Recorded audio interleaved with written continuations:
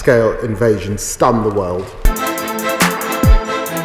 বাংলাদেশের চলমান পরিস্থিতি নিয়ে প্রথমবারের মতো এলো বড় কোনো আন্তর্জাতিক প্রতিবেদন। তবে এই প্রতিবেদনে যে প্রতিক্রিয়া দেখানো হয়েছে তা বাংলাদেশের জন্য মোটেও সুখকর নয়। দেশের বর্তমান পরিস্থিতি নিয়ে গভীর উদ্বেগ জানানো হয়েছে এই রিপোর্টে।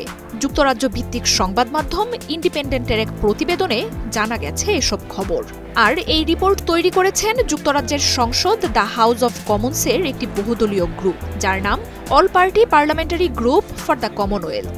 ব্রিটিশ পররাষ্ট্রমন্ত্রী ডেভিড ল্যামিকে এই রিপোর্ট পাঠানো হয়েছে। শেখ হাসিনার সরকারের পতন যুক্তরাজ্যের সরকারের অর্থ মন্ত্রণালয়ের মিনিস্টার টিউলিপ সিদ্দিকের উপর গভীর প্রভাব ফেলেছে বলেও উল্লেখ করা হয়েছে এই প্রতিবেদনে। বলা হয়েছে, ক্ষমতাচ্যুত প্রধানমন্ত্রী শেখ হাসিনা তার খালা, আর বাংলাদেশের প্রতিষ্ঠাতা রাষ্ট্রপতি শেখ মুজিবুর রহমান তার নানা।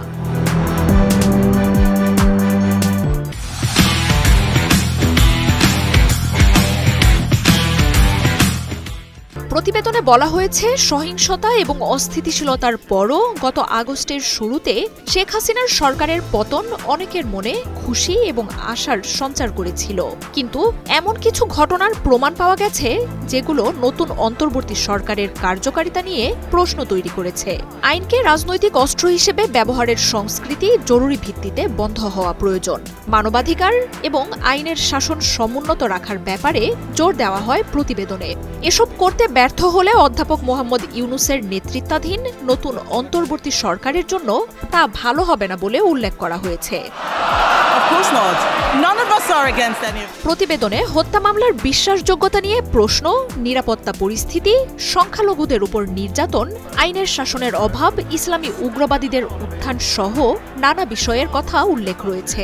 রিপোর্টের সংসদীয় গ্রুপটি বলেছে, তারা তথ্য পেয়েছে যে সাবেক মন্ত্রী, সংসদ সদস্য, আওয়ামী লীগ নেতা, সাবেক বিচারপতি, বুদ্ধিজীবী, আইনজীবী এবং সাংবাদিকদের বিরুদ্ধে এত সংখ্যায় হত্যা মামলা দায়ের করা হচ্ছে যে সেগুলোর বিশ্বাসযোগ্যতা নিয়ে প্রশ্ন উঠেছে।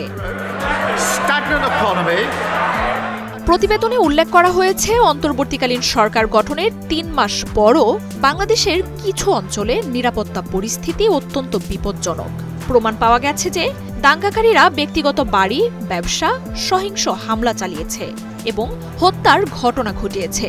যদিও নতুন সরকার আইনশৃঙ্খলা পুনঃস্থাপনের জন্য দৃঢ় প্রতিজ্ঞ, তবুও বিভিন্ন অঞ্চলের নিরাপত্তা পরিস্থিতি ভিন্ন হতে পারে। আওয়ামী লীগ সরকারের পতনের পর থেকে রক্ষণশীল ইসলামপন্থীদের রাজনৈতিক প্রভাব এবং দৃশ্যমানতা ক্রমশ বৃদ্ধি পাচ্ছে বলে প্রমাণ পাওয়া যাচ্ছে।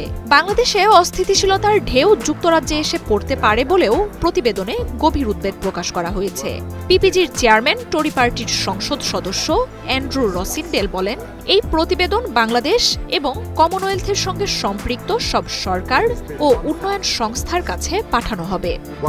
days since Russia's মার্জিয়া উপমা, ৭১।